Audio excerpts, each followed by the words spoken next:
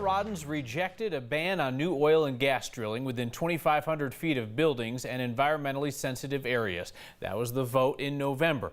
Democrats at the state capitol pushed ahead with regulations anyway, and what was unveiled today are new rules for drilling within 2,000 feet of schools and 1,500 feet of town and county boundaries.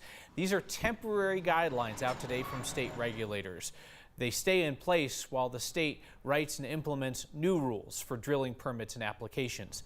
The increased scrutiny of drilling near schools and municipal boundaries will allow those communities and those local governments more time to weigh in. It could be months before the new rules are written. It has been a brutal 24 hours for Denver mayoral challenger Jamie Gillis in her race against Mayor Michael Hancock. Facing questions about her comments related to African Americans and Latinos and Asians, Gillis deleted her social media accounts last night, both personal and campaign pages. And today, she's refusing to speak with reporters about it. Jamie Gillis's string of stumbles began when she couldn't come up with what NAACP stands for while on Brother Jeff's radio show. What does it mean? National African American. No. She called that a momentary lapse and released a written statement saying, "This campaign has expanded my knowledge of other cultures." Almost immediately, she announced a tacos and lowriders fundraiser at a Mexican restaurant. She deleted that announcement a few hours later, but not before critics noticed a decade-old tweet in which Gillis, who works in urban planning, questioned why so many cities need to have a Chinatown. Gillis quickly deleted that tweet last night, and then deleted her whole account, and then her personal and campaign Instagram accounts. This morning, Gillis issued a written statement saying she deleted those social media accounts when she felt her comments were taken out of context. Gillis is still holding her Tacos and Lowriders fundraiser tonight. Her campaign says she is not going to talk about her comments or her social media purge. But here's the deal. When next gets off the air, I'm going to go over to the event and I'm going to ask her anyway because I'm bad at following directions. And I'll let you know what she says. Our next question comes from a viewer named Jamie, who asked on Twitter, "Why do so many cities feel it necessary to have a Chinatown?" Jamie, Chinatowns sprung up in American cities in the 1800s because they offered Chinese immigrants hope of safety from racial hostility and housing discrimination. Denver had a Chinatown in what's now Lodo. That is, until a mob destroyed it in 1880, the city's first race riot. It was almost a century later when American attitudes about Chinese cultural enclaves began to shift, and it was decades more before Chinatowns became popular with tourists and developers. Unless you're an urban planner, it's quite possible you never knew the history of persecution and destruction that led to the quite popular Chinatown neighborhoods of today. Colorado's Secretary of State, whose job is to run elections and to deal with businesses, is now getting into the abortion debate. Jenna Griswold is banning her employees from traveling to the state of Alabama because Republicans there just instituted America's most extensive ban on abortion. Griswold's widely thought to be considering a run for the U.S. Senate seat held by Republican Cory Gardner. If former Denver Mayor Ben Stapleton was alive today, he'd probably be mad his name is being stripped off a school. He might also be embarrassed that he was in the Ku Klux Klan. DSST Stapleton is changing its name to DSST Montview. Middle schoolers have been pushing for this name change ever since they found out about the KKK-linked mayor. They surveyed their classmates, 60% of them agreed, and after 2 years of back and forth, it's really happening. It's a lot of relief. We worked on it for a long time, and we're really glad that our voice was heard, and we're just really happy that it all worked out. Both the middle and high school will now be known as DSST Montview, effective immediately. We're getting some feedback tonight about the name of another school, one that next viewers think should be renamed for a young hero. A number of you have suggested that the STEM school in Highlands Ranch should be renamed the Kendrick Castillo STEM School, an honor for the 18-year-old who died protecting his classmates from a shooter last week. We took this idea to the executive director of the school, who said that she thinks it's a wonderful idea. Changing the name of the school was not something that had been considered before, but they said it is something that they will look into as they examine ways to honor Kendrick's memory. There's a fire chief who says that his responsibility to the community has changed. He thought he'd be saving people from fires. But now, after 3 school shootings, including the STEM school shooting, he's changing his pledge to the community. Here's Anusha Roy. So, I had a daughter just graduate from college, and I remember this time of year very vividly about how fun it is, right? And I just kept thinking their parents and how if it was me, I'd want to touch them for the last time and see them and hope that they were okay and they didn't suffer during all those things. For 20 years, South Metro District Chief Jeff Tasker has been thinking about school shootings as a father. So I've gone to Columbine. I was instant commander at Arapahoe High School, and then STEM. As I was coming over here driving, I was thinking, it's part of our job. Our job has changed now, You join the fire service, think you're gonna save people from fires and car wrecks and stuff, and now this being the third one, I think it's what we do now. He showed up at STEM as kids were still trying to get out. We have firefighters that have kids in that school. I literally have coached Little League kids that go to that school. In a situation where it seems impossible to smile, Tasker thought of Joshua Jones, who tackled one of the suspects and says he now wants to become an EMT. I think it's great. We actually have a firefighter here that was at Columbine, and he specifically wanted to join Littleton Fire because he remembers the firefighters helping him out, and he's currently a firefighter in this fire department now. And as one of the many people in uniform students have seen at 3 schools now, Tasker offers a pledge in place of the innocents lost. We're going to keep trying to make it safer, and we're going to keep trying to get to them sooner. For Next, I'm Anusha Roy. There's a Republican women's group up in Weld County upset that they can't meet at the Erie Community Center, and this is making the rounds in the online outrage circles today, fueled in part by some posts by elected leaders. Dug into it this morning. Here's what we found. The town of Erie denied an application from the group Women of Weld. That Republican group's organizer admitted to me they were going to gather petition signatures at their event, and that's clearly prohibited as campaigning under the town's rules for their community center. Erie is promising to review its rules for the space to make sure they're on the right side of the law. 6,000 wildfires are expected to flare up in Colorado this season, 100,000 acres all told. Now, most of that will never come to our attention. That's just an average fire season in Colorado. The state's firefighters are predicting the 2019 fire season will be average to slightly below average. A real relief after last year. 5 of the state's largest fires in terms of acreage burned in 2018, including the Spring Fire in Castilla County. Our Steve Steger spoke to a couple still grappling with the impact. Colorado offers the best of both worlds, the fast-paced city and a place you can hide away. I had retired and quite frankly was getting really tired of the traffic. Cheryl and Michael Rohr did the hustle and bustle thing their whole life. They were ready for a bit of seclusion, so they traded in their home in Lakewood for a place in the Forbes Park neighborhood of Castilla County. The sense of community up here is so different. We knew 3 people on our block where we had lived for 25 years. That was it. Up here, we know far more people. So much of this experience was new, like the phone call they got in the summer of 2018 telling them fire was in the area and they had to evacuate. For us, this was a first especially since we had just barely moved down here and been here for a while, and then all of a sudden, evacuate because the area is on fire. Several days in, as they heard stories of other families losing their homes, they got word theirs was safe. Within the second day, the fire was through this area, already past us. Your first reaction might be to congratulate Cheryl and Mike for keeping their home when others lost theirs. We lost all of our garage, so we had to do that. We lost, I'd say 60-70% of our trees. Yet their loss can't be replaced. We lost a lot of stuff, and it was just stuff, but it was memories from our son, who passed away a year ago. Just months before the fire, they lost their son unexpectedly. Personally, I was just getting over that loss, or starting to come to terms with it, and then we were evacuated here. So while the Rohrs consider it luck that their house didn't burn, It still makes no sense. They hope their story serves as a reminder. People have stories that you don't know about. Every tragedy comes with loss that may not be so easy to see.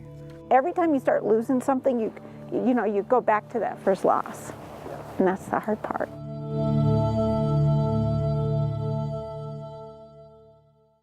More than half of Colorado's population now lives in the so-called red zone. Those are the places where human development meets the wild world, and in those areas, fires are the greatest risk. Love Colorado's beer history? Thank an immigrant. The early brewers who brought beer to Colorado were by and large German immigrants. And step right up, people, if you want to catch a buzz in Denver. Come on over, folks, if you want to look. This is the season for professional bee wranglers. Denver bees. I've never seen so many bees like this.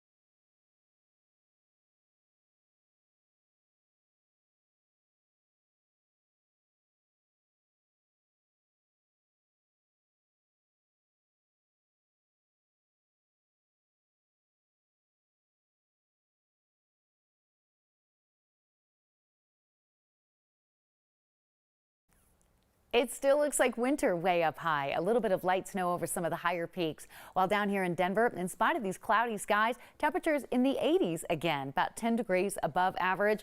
And that's the end of that for a little while. There's a powerful storm system that's digging into California that is bringing all of the high and mid-level cloud cover in. The circulation is still well off to the west, but little pieces of energy are going to come in between now and the weekend to kind of change our weather picture. And just to the north along this frontal boundary tomorrow, we might see some strong thunderstorms with large hail and isolated tornadoes. Tonight, the thunderstorms are moving from the southwest to the northeast, a little wind and lightning, then they're out of here. Tomorrow, a better chance of rain from storms in the afternoon, about a 40% chance with a little bit of snow way up high. In Denver for tonight, mostly cloudy, our low at 51. Storms are moving out. It's Friday, 71 with afternoon thunderstorms. Cooler yet for Saturday, similar forecast. Sunday looks to be the drier of the 2 days with a cool weather change for Monday and Tuesday. Mountain snow and rain in Denver on Tuesday with a temperature of only 51 degrees. But I don't know, Annie doesn't seem to mind, Kyle. Thank you, Kathy. She said it's Friday, and I thought it was Friday for a second, then I realized it's still Thursday, and then I got sad. One more day. Yeah, one more day. All right. So I'm not really a beer guy. I hear some of you are into it, and that's cool. You know, if that's your thing, I respect that. Colorado is known for its craft beer, but you know, Coloradans have been crafting beer for centuries. Beer can help you get to a lot of important stories in Colorado's history. And so we start off in the Gold Rush. We start in a Gold Rush saloon. Ethnic communities would gather at the same saloon. You'd have these ethnic enclaves. You'd have the Slavic saloon or the German saloon or the Italian saloon. The early brewers who brought beer to Colorado were by and large Germans, German immigrants. Prohibition arose for a variety of factors. Immigration was a factor in Prohibition because some of these prohibitionists were maybe looking at the saloons that were places where different ethnic communities or cultural communities were gathering. You know, the Ku Klux Klan membership in Colorado surged during the late teens and early 20s. And one of the things they used as a recruiting tool was this idea that they were enforcing law and order, and they were really enforcing Prohibition. They conveniently targeted the immigrant operations that they felt weren't, you know, real American. All the while, we have, you know, records from the Grand Junction Klan of them serving beer at their own meetings. So the hypocrisy runs pretty deep, as you might expect from the Ku Klux Klan. Taste the high country. Just looking at the beer industry is a way that you can understand that we are living amid these really big historic shifts. One way you can understand how that shift took place is by looking at the brewing industry over time in Colorado. It looked like dog food on the ground at first. Well, I'm glad you guys called. Yeah. Didn't want nobody else to get stung. Yeah, no, that's not dog food. It's swarm season in the city.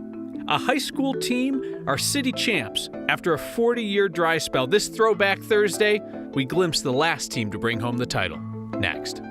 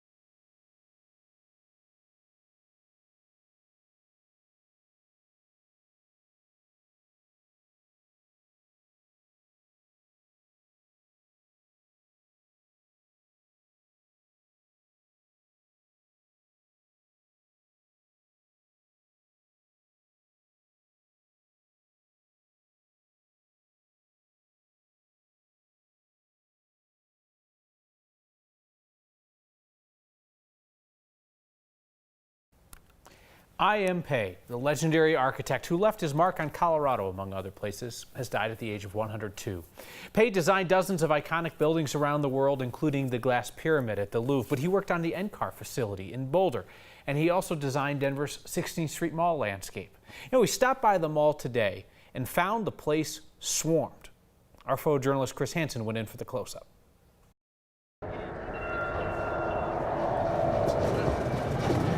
There is tons of people here.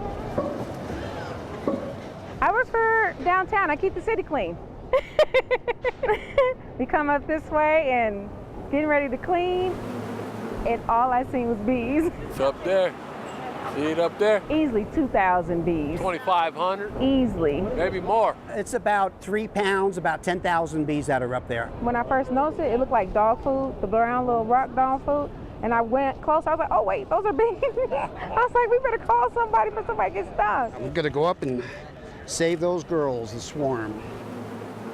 They like to hang off the limb, and they're hanging onto each other's legs. That's good, that's good. He said it's been going for like 24 hours. I use a box, put them underneath it, shake the branch. If the queen falls into the box, they all follow her. You see something like this? It's cool. I think we're good. We're good. Come on down. We'll pass it around. You know, we got a few people here. And come on over, folks, if you want to look. These bees are very, very docile. They fill themselves up with honey before they swarmed. You very seldom ever get stung. Hi, sweeties. You want to look closer? They don't sting me, but they're very, very gentle. So let's see if we can get one to climb. There we go. Oh, she's so brave. There you go.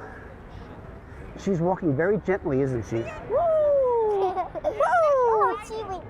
Woo! Who wants to hold bees? Yeah! Let's go! Let's get it! That's a good